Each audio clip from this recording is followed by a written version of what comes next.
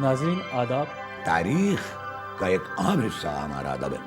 کم کتابوں میں ذاتی بصیرت کا اظہار ملتا ہے۔ استادوں کے گھروں کے دروازے طالب علموں کے لیے ہر وقت کھلے رہتے ہیں۔ کہانی کو پوری طرح آبجیکٹو ہونا چاہیے۔ کوئی بھی کتاب مکمل کتاب نہیں ہوتی ہے۔ اردو اور ہندی بہت زیادہ مختلف ایک دوسرے سے نہیں ہے۔ کچھ اصولوں کا نشہ تھا، کچھ مقدس خواب تھے، ہر زمانے میں شہادت کے یہی اسباب تھے۔ ناظرین آداب، پروگرام کتابوں کی دنیا میں آپ سبھی کا استقبال کرتا ہوں۔ آج ہم گفتگو کریں گے اس عہد کے مشہور ادیب و دانشور پروفیسر گوپی چند نارنگ کی کتاب جس کا نام ہے نیا اردو افسانہ، مباحث، تجزیے اور مسائل۔ اور ہمارے ساتھ گفتگو کرنے کے لیے موجود ہیں بہت ہی مشہور ادیب و دانشور اور علی گڑھ مسلم یونیورسٹی کے پروفیسر ابوالکلام قاسمی صاحب۔ سر، اس پروگرام میں دل کی گہرائیوں سے آپ کا استقبال کرتا ہوں۔ بہت بہت شکریہ۔ ناظرین، اس سے پہلے کہ ہم اس کتاب کے اوپر پروفیسر ابوالکلام قاسمی سے مفصل گفتگو کریں، میں مناسب سمجھتا ہوں کہ اس کتاب کے بارے میں آپ کو کچھ بتا دوں۔ یہ کتاب دلی اردو اکیڈمی سے شائع ہوئی ہے۔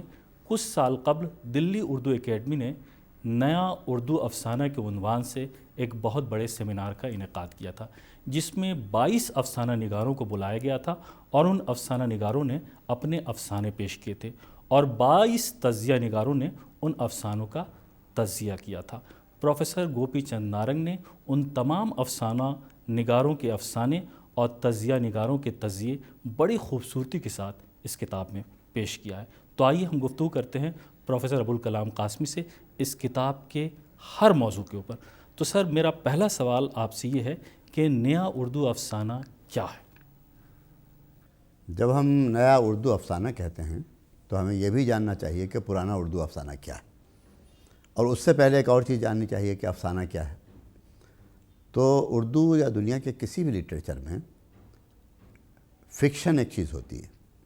فکشن رائٹنگ کہتے ہیں ان تمام رائٹنگز، تمام تحریروں کو کہ جس کے اندر کہانی کا عنصر، کہانی کا ایلیمنٹ شامل ہوتا ہے۔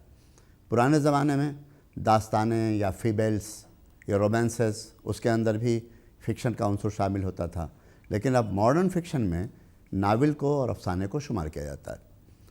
ناول ظاہر ہے کہ جیسا کہ ہم سب لوگ پڑھتے ہیں، جانتے ہیں، اس کو برتتے ہیں کہ ایک طویل کہانی ہوتی ہے جس کے اندر زندگی کا پورا شعور پیش کرنے کی کوشش کی جاتی ہے، اور ایک یا ایک سے زیادہ لوگوں کے تقریباً پوری زندگی کے حالات اس میں کسی نہ کسی کہانی کے روپ میں بیان کیا جاتا ہے۔ اس کے برخلاف جب پچھلے 100-150 سال میں پوری دنیا میں انڈسٹریلائزیشن بہت بڑھا اور لوگوں کی مصروفیات بہت بڑھ گئیں، تو لوگوں کے پاس فرصت کم ہوئی، تو کوشش یہ کی گئی کہ ایک ایسی صنف ادب کو ایجاد کیا جائے کہ جس میں مختصر وقت میں اپنی بات کہہ دی جائے۔ تو اس کے لیے یہ شارٹ اسٹوری کے نام سے، جس کو افسانہ ہم کہتے ہیں، ہندی والے کہانی کہتے ہیں، یہ کہانیاں لکھی جانی شروع ہوئی۔ تو گویا کہ فکشن کی سب سے پریسائز اور چھوٹی صنف جو ہے وہ افسانہ ہے۔ اور نیا افسانہ اور پرانے افسانے میں بنیادی فرق یہ ہے کہ پرانے افسانے میں اردو کے حوالے سے اگر آپ بات کریں تو ہمارے ہاں افسانہ شروع کرنے والوں میں پریم چند ہیں پہلے، یا سجاد حضرت یلدرم ہیں، یا فرض کیجئے کہ سدرشن ہیں، یا اس طرح کے بعض رومانٹک ناول نگار ہیں، نیاز فتح پوری وغیرہ ہیں۔ وہ لوگ روایتی انداز میں، ٹریڈیشنل انداز میں کہانیاں بیان کیا کرتے تھے، اور پوری کوشش ہوتی تھی ان کی کہ وہ ریئلزم کے تصور سے دور نہ جائیں۔ دنیا جیسی ہے، جیسی نظر آتی ہے، جیسا ہم اس کا مشاہدہ کرتا ہے، جیسے ہم دنیا کے اوپر ریئیکٹ کرتے ہیں، ان تمام چیزوں کو مین و ان اسی طریقے سے پیش کر دیا جائے۔ وقت کے ساتھ ساتھ لوگوں نے یہ محسوس کرنا شروع کیا کہ نہیں، جو لوگ آپ کو افسانے میں یا ناول میں ملتے ہیں، جو کریکٹرز ہوتے ہیں، وہ کریکٹر اتنے سیدھے سادھے نہیں ہوتے دنیا کے لوگوں کی طرح سے۔ دنیا کے لوگ بھی بہت سیدھے سادھے نہیں ہوتے۔ ہو سکتا ہے ظاہر میں کچھ اور نظر آتے ہوں، اندر کچھ اور سوچتے ہوں، زبان پہ کچھ اور بات رہتی ہو، ان کے دماغ میں کچھ اور چل رہا ہوتا ہو، ان کی سائیکولوجیکل گتھیاں کچھ اور ہوں، ان کی بہت سی پرابلمز ہوں، دنیا کی کوئی مجبوری ہو جس کی وجہ سے وہ دکھاوے میں اچھائی اور بہتر آدمی ہونے کا ثبوت دے رہے ہیں، لیکن اندر سے وہ اتنے بہتر آدمی نہیں ہیں۔ ان تمام باتوں کو کور کرنے کے لیے نیا افسانہ آیا جس کا مقصد یہ تھا کہ کریکٹرز کو اور کہانی کے پریانی مزاج کو انسان کے ظاہر باطن ایکسٹرنل اور انٹرنل ہر طرح کے ایکسپریشن کو کیپچر کرنے کی کوشش کی جائے. اس کے لیے کچھ ٹیکنیکس استعمال کی گئی. مثال کے طور پر کریکٹر کو چینج کر دیا گیا، پلاٹ کو توڑ دیا گیا. ٹیکنیک میں شعور کی رو جسے کہتے ہیں اسٹریم آف کانشسنس وغیرہ کی ٹیکنیک لائی گئی. فلیش بیک کی ٹیکنیک میں کہانی بیان کی جانے لگی.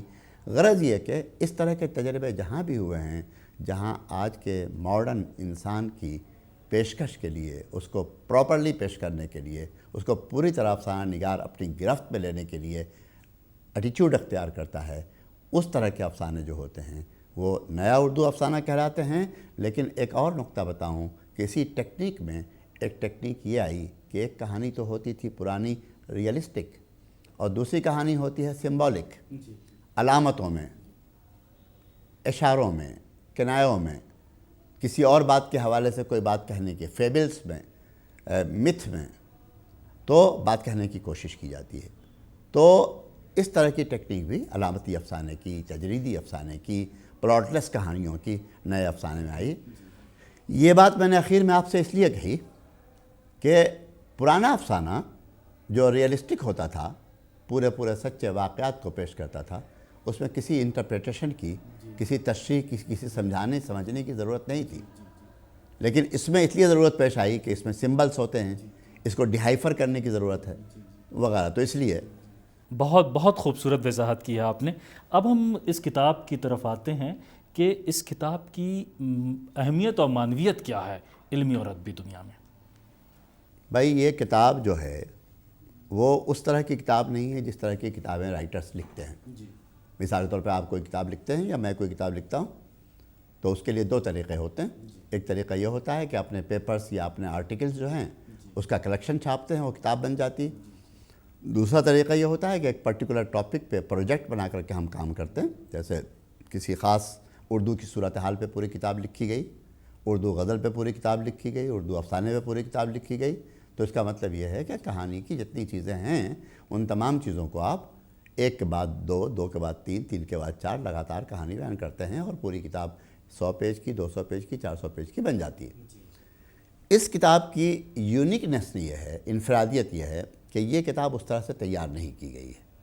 یہ کتاب دراصل ایک سیمینار کی رپورٹ ہے، اور سیمینار کا بنیادی مقصد یہ ہوتا ہے کہ لوگوں کو بلایا جائے، پرٹیکولر ٹاپک دیا جائے، اس پر لوگ آ کر کے اپنے اپنے پیپرز پڑھیں، ان پیپرز پر ڈسکشن ہو، ڈسکشن کے نتیجے میں اعتراض ہو، جھگڑے ہوں، کچھ نتیجہ نکالا جائے، صدر صاحب اس کا فیصلہ کرنے کی کوشش کریں. یہ سب باتیں ہوتی ہیں زبانی اور گم ہو جاتی ہیں. ادھر پچھلے 10-15 برسوں میں کوشش کی رائٹرز نے اور سیمینار کرنے والوں نے کہ بھائی ان چیزوں کو ضائع نہ کیجیے. بسا اوقات ایسا بھی ہوتا ہے کہ کسی ٹریڈیشنل بک میں اس طرح کی چیزیں نہیں آ پاتی ہیں، جس طرح کی بحثیں، جس طرح کی گفتگو، جس طرح کی باتیں سیمینار کے پیپرز پہ آ جاتی ہیں. اس لیے سیمینار میں جو چیزیں پڑھی جائیں ان کو کتابی شکل میں بھی چھاپیے. اس کتاب کا نام بڑا دلچسپ نام ہے، نیا اردو افسانہ، انتخاب، تجزیہ اور مباحث. اس کتاب میں اس عنوان کے حوالے سے کس طرح کی بحث جو ہے وہ وجود میں آئی ہے؟ بھائی اس عنوان کے حوالے سے نہیں، جس طرح کی بحثیں اس کتاب میں شامل ہیں ان بحثوں کی وجہ سے اس کتاب کا نام اس طرح رکھا گیا کہ مینلی تو اس کا نام ہوا نیا اردو افسانہ، اور سب ٹاپکس، سب کلاسیفیکیشن اس کا جو ہوا وہ یہ کہ انتخاب بھی ہے، یہ بحثیں بھی ہیں اس کے اندر، روداد بھی ہے اس کے اندر. یعنی جو مضامین وہاں پڑھے سیمینار میں پڑھے گئے وہ مضامین اس میں شامل کیے گئے ہیں. جو افسانے اس سیمینار میں پڑھے گئے تقریباً 22، وہ 22 کے 22 افسانے پڑھے گئے، لکھے گئے، شامل کیے گئے. اور وہ 22 افسانے صرف سنانے کے لیے اور تفریح کے لیے نہیں پڑھے گئے، بلکہ ہر افسانے کو کسی بڑے کرٹک کے پاس یا نقاد کے پاس بھیجا گیا اور اس سے یہ کہا گیا کہ اس کو غور سے پڑھ لیجئے. سیمینار میں سننے کے بعد آپ ٹھیک سے بات نہیں کر پائیں گے، اور اس کو سوچ کر کے اس کے بارے میں اپنا ریئیکشن لکھ کے لائیے. تو چنانچہ اس کو تجزیہ آپ کہتے ہیں. تو وہ تجزیہ کر کے یا وشلیشن کر کے یا اس کی تشریح کر کے وہاں لے کے آیا. تو ایک افسانہ پڑھا گیا، اس افسانے کا تجزیہ پڑھا گیا، پھر دوسرا پڑھا گیا، پھر اس کا تجزیہ پڑھا گیا. تو افسانے تو یہ ہوئے، انتخاب یہ ہوا، بحث یہ ہوئی. اور جو مباحث کی تفصیلات ہیں وہ یہ ہے کہ اس پر گفتگو کیا کیا ہوئی. عام طور پہ سیمینار میں پڑھے جانے والی چیزیں چھاپ دی جاتی ہیں، تو ایک طریقہ یہ بھی ہو سکتا تھا کہ افسانے چھاپ دیے جاتے، ان پر لکھے ہوئے آرٹیکلس اور مضامین چھاپ دیے جاتے.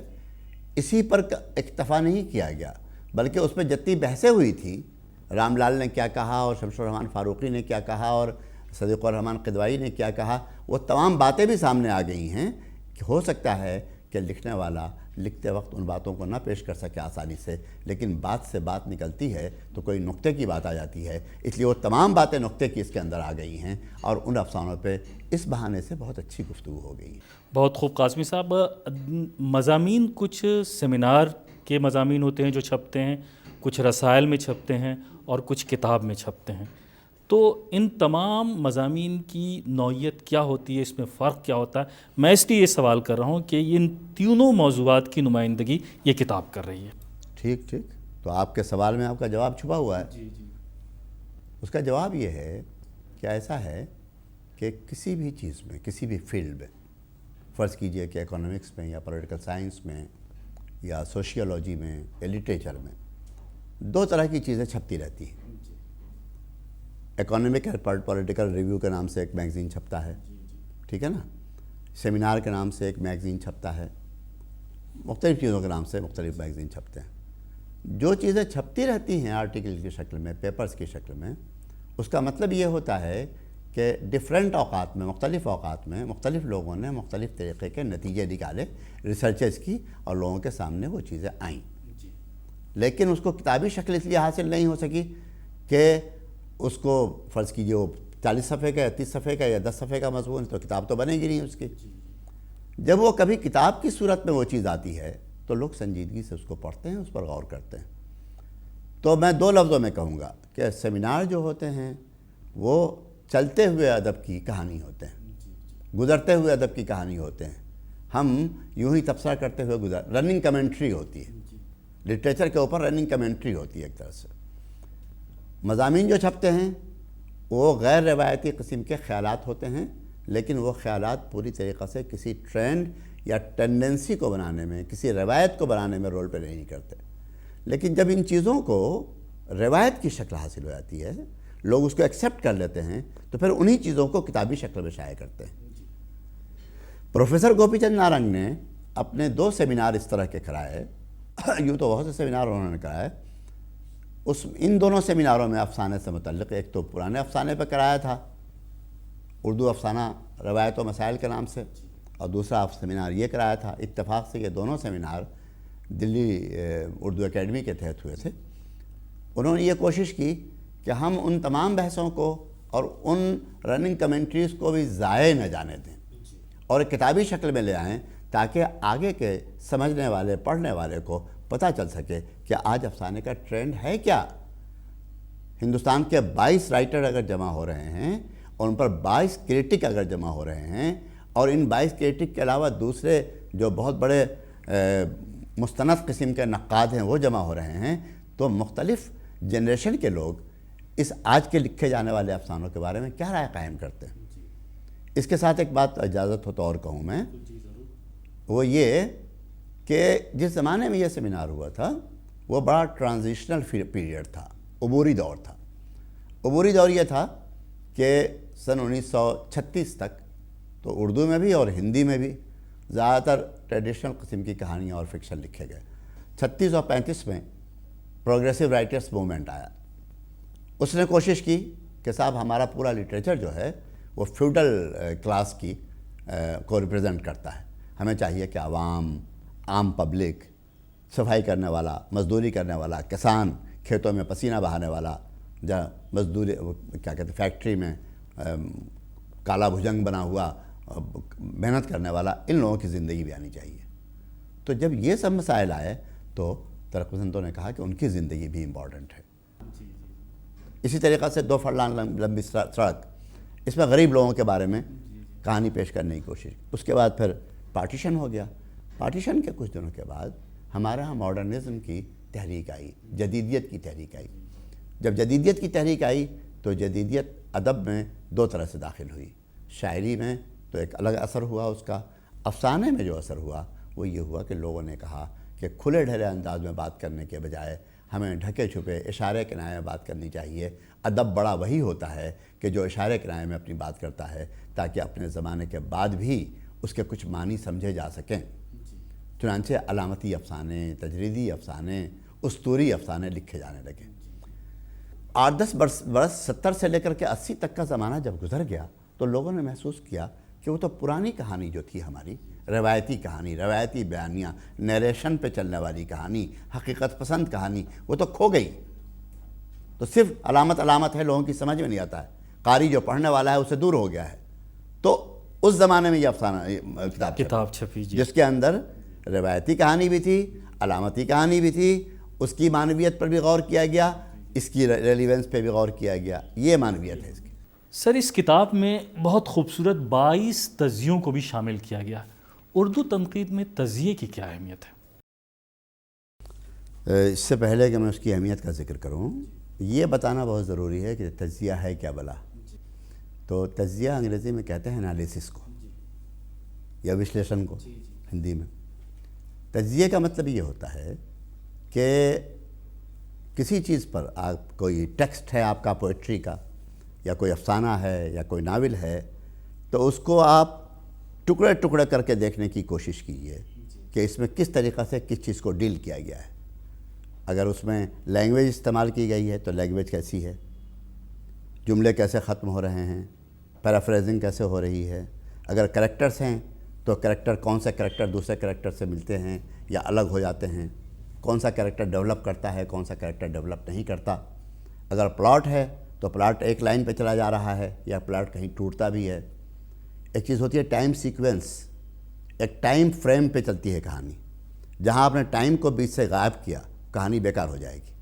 اس لیے کہانی ہمیشہ جیسے گھڑی چلتی ہے ویسے ٹائم چلتا ہے، تو اس ٹائم فریم کو بھی، تو تمام چیزوں کا تجزیہ کرتا ہے تجزیہ کرنے والا۔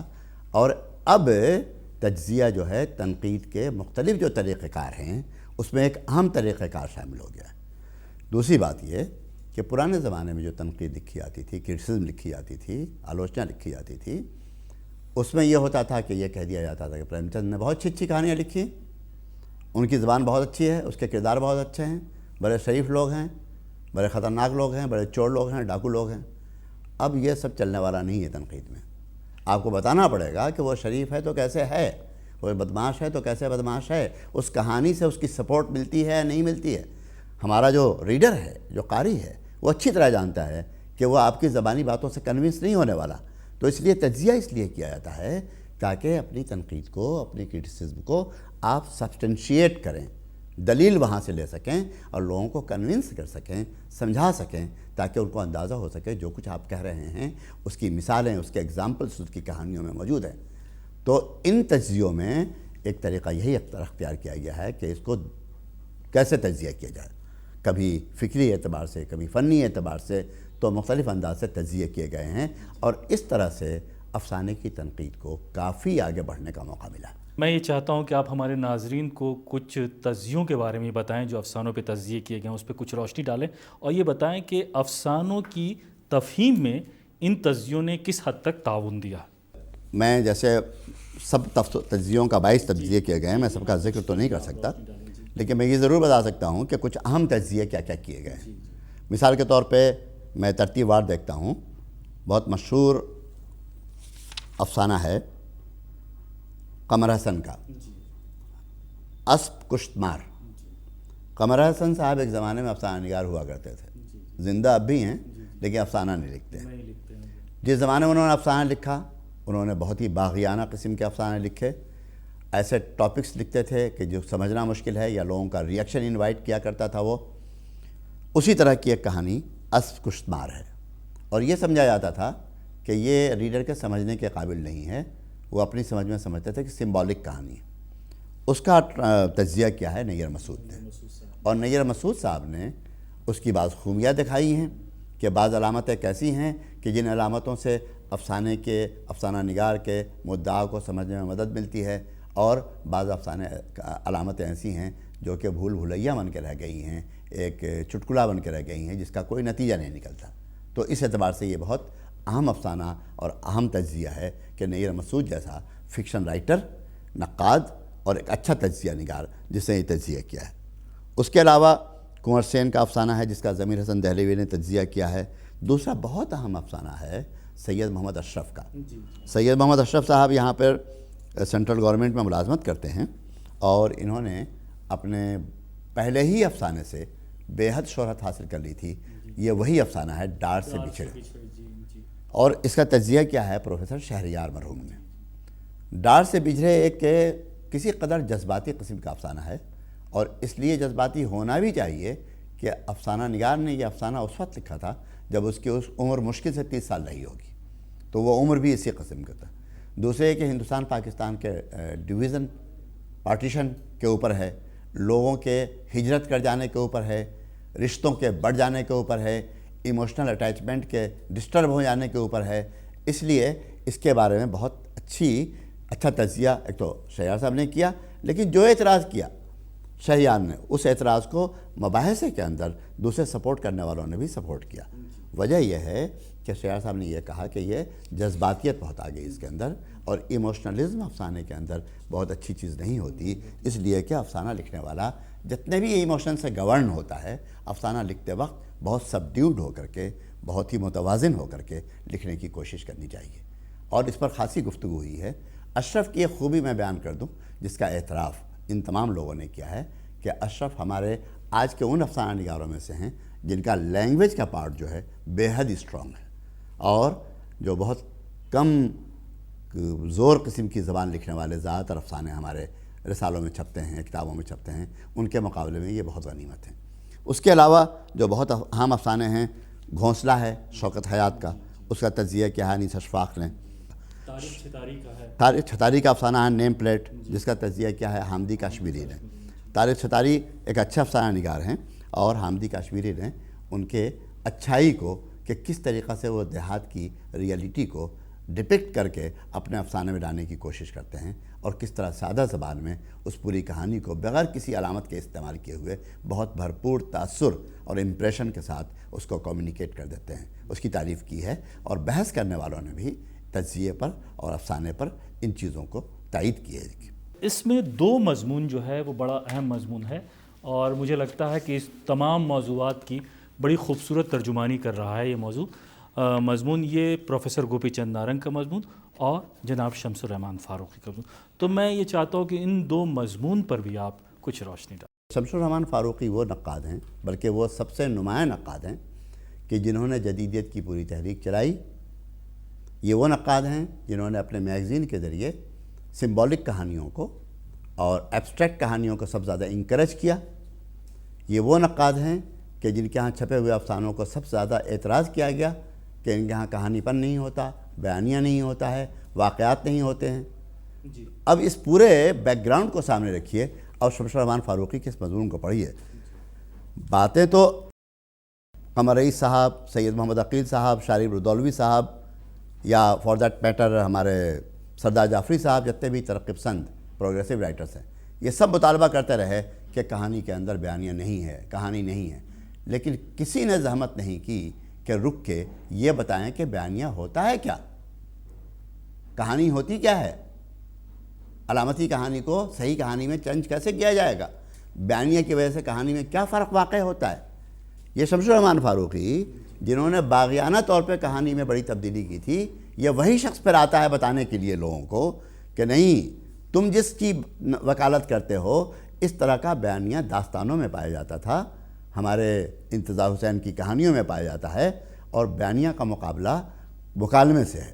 اگر مکالمے پہ سارا زور، مکالمہ کا مطلب یہ ہے کردار کی بات چیت، اگر آپ نے مکالمے پر کردار پہ سارا زور صرف کر دیا تو پھر واقعات کو کم سے کم بیان کریں گے، اس کے پہلو کم سے کم دکھائیں گے، اور اس کے سپورٹ کے نتیجے میں کسی کردار کو نمایاں کرنے میں آپ کو مدد ملے گی یا مدد نہیں ملے گی۔ اس اعتبار سے انہوں نے بیانیہ کی پوری روایت پر گفتگو کی ہے، اور کہا ہے کہ افسانے میں زیادہ لمبی بحث اس بات کی نہیں ہونی چاہیے کہ بیانیہ اور کہانی ہے یا نہیں، زیادہ گفتگو ہونی چاہیے کہانی لکھ کون رہا ہے، لکھنے والا اس کے اندر خود موجود تو نہیں ہے، فرسٹ پرسن سے واحد متکلم یعنی میں سے کہانی تو نہیں بیان کر رہا ہے، کریکٹر باہر کر لے کے آیا ہے تو اس میں گھس کر کے اپنی رائے تو پیش کرنے کی کوشش نہیں کر رہا ہے، کہانی کو پوری طرح آبجیکٹو ہونا چاہیے. معلوم ہو کہ جو لکھنے والا ہے وہ لکھنے والا صرف دور سے تماشا دیکھ رہا ہے اور کچھ لوگ ایکٹ کر رہے ہیں اسٹیج پہ اور اپنا اپنا رول پلے کر رہے ہیں. کوئی بیچ میں لقمہ دینے والا یا کوئی بیچ میں سپورٹ کرنے والا موجود نہیں ہے. تو یہ گفتگو نیریٹولوجی کی ہے جو اس وقت ساری دنیا میں ہو رہی ہے. اسی پس منظر میں نیریٹولوجی یا نیریشن کی بنیاد پر شمس الرحمن فاروقی نے بڑی کارآمد گفتگو کی ہے اور اس گفتگو کو بعد کے نقادوں نے بحث میں حوالہ بنا کر کے بار بار دہرایا. شمس الرحمن فاروقی کے بعد گوپی چند نارنگ کا بھی بہت ہی اہم مضمون ہے، تو اس پر بھی ہم چاہتے ہیں کہ کچھ آپ اظہار خیال. گوپی چند نارنگ مضمون ڈیفرنٹ ہے. اس اعتبار سے ڈیفرنٹ ہے کہ گوپی چند نارنگ نے لکھا ہے کہ اردو افسانے میں تو علامت بہت ہو گئی، علامت نگاری کی باتیں بہت کی گئی. اب گفتگو اس کی ہونی چاہیے کہ تمثیلی کہانیاں لکھی جا رہی ہیں. اب یہ دونوں باتیں وضاحت طلب ہیں یا کوئی بھی پوچھ سکتا ہے کہ اس کی تفصیل کیا ہے.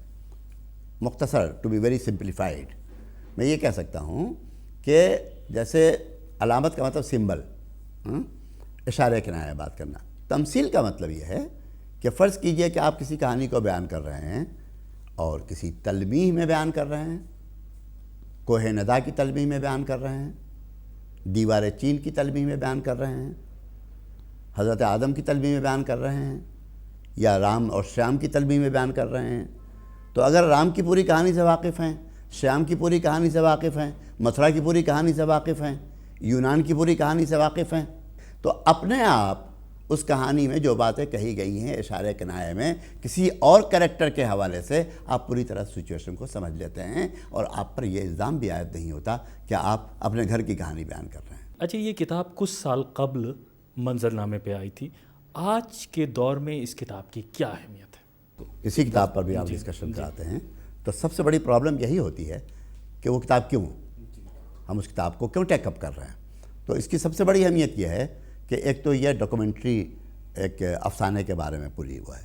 دوسرے یہ کہ کلاسیکل افسانوں کا رنگ بھی موجود ہے اس کے اندر، میڈیول پیریڈ کے افسانوں کا رنگ بھی موجود ہے اور نئے افسانے کا رنگ بھی موجود ہے. تیسری بات یہ کہ ان افسانوں کے تجزیے میں اور ان کی بحثوں میں وہ تمام ایشوز تقریباً آ گئے ہیں جو ایشوز ہر زمانے میں افسانے کے بارے میں سامنے آتے رہیں گے. اور پتہ چلتا ہے کہ یہ ایک دیرپا کتاب بن گئی ہے اور اس کو ہر زمانے میں، آج ہی نہیں بلکہ آج سے 10-20 سال 50 سال کے بعد بھی اس کی معنویت ختم نہیں ہوتی. بہت بہت شکریہ پروفیسر ابوالکلام قاسمی صاحب. بہت ہی معلوماتی، علمی اور فکر انگیز گفتگو آپ نے اس کتاب سے متعلق کی. ہم آپ کا بہت بہت شکریہ کرتے ہیں. تو ناظرین، دیکھا آپ نے کہ پروفیسر ابوالکلام قاسمی نے گوپی چند نارنگ کی اس کتاب کے اوپر نہایت ہی علمی گفتگو آپ کے سامنے پیش کی ہے. اگلے ایپیسوڈ میں ہم پھر حاضر ہوں گے ایک نئی کتاب کے ساتھ اور ایک نئے مہمان کے ساتھ. تب تک کے لیے آپ ہمیں اجازت دیجیے. آداب.